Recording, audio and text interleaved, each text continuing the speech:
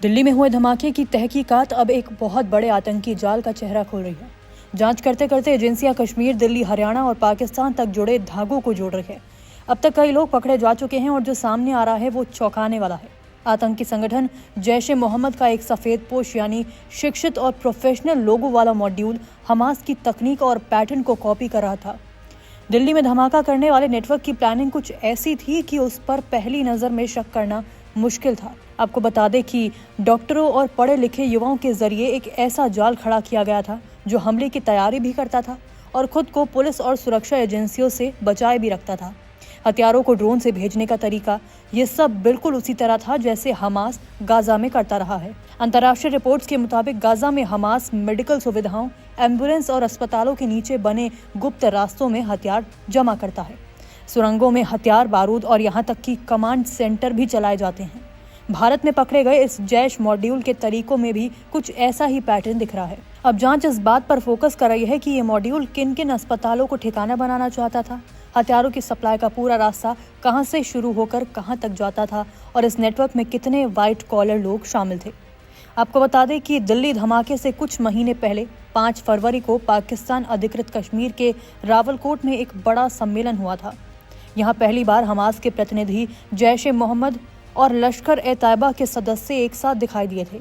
कार्यक्रम के नाम थे कश्मीर एकजुटता, ऑपरेशन अल अक्सा फ्लड समर्थन, और इसमें भारत और इजरायल के खिलाफ उम्मा की एकता जैसी बातें कही गई थी।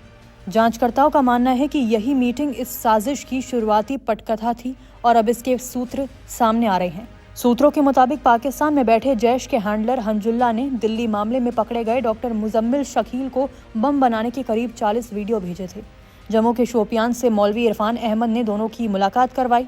इसके बाद प्रोफेशनल डिग्री वाले युवाओं, खासकर डॉक्टरों को जोड़कर एक व्हाइट कॉलर टेरर नेटवर्क तैयार किया गया। दिल्ली धमाका इसी नेटवर्क का हिस्सा बताया जा रहा है। एनआईए की छापेमारी में फरीदाबाद के धौज गांव में एक टैक्सी ड्राइवर के घर से कुछ सामान भी बरामद किया गया, जैसे एक आटा चक्की, इलेक्ट्रॉनिक मशीनें और मेटल पिघलाने की मशीन। सूत्रों के मुताबिक डॉक्टर मुजम्मिल इसी चक्की में यूरिया पीसता, फिर मशीन से उसे फाइन फॉर्म में बदलता और बाद में लैब से चोरी किए गए केमिकल मिलाकर विस्फोटक तैयार किया करता था। केमिकल अल फला यूनिवर्सिटी की लैब से चोरी किया गया बताया जाता है।